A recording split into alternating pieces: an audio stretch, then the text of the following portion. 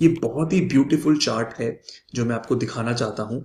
ये चार्ट है बिटपो का और यहाँ पर जो प्राइसेस हैं, तीन प्राइसेस हैं। वो एक है शॉर्ट टर्म रियलाइज प्राइस, ये ग्रीन वाली, रियलाइज प्राइस येलो में, और ब्लू में है लॉन्ग टर्म रियलाइज प्राइस। इनका क्या मतलब है वो नीचे एक्सप्लेनेशन लिखा है, मैं आपको जल्दी से पढ़ के समझाता हूँ। सबसे पहली चीज, long term realise price displays the average price at which long term holder acquired their coins. अगर मैंने अपना बिटकॉइन मान लो 60,000 पे बाय किया है, या 50,000 पे बाय किया है, या 30,000 पे बाय किया है, और मैंने उसको अभी तक मूव नहीं किया है, तो वो मेरा लॉन्ग टर्म रियलाइज प्राइस हो गया है। तो वो जो दिन है वो कितने दिन है? 155 days. Short term holder realise price क्या होता है? ये displays the average price of the coins that have moved on the Bitcoin network within past 155 days.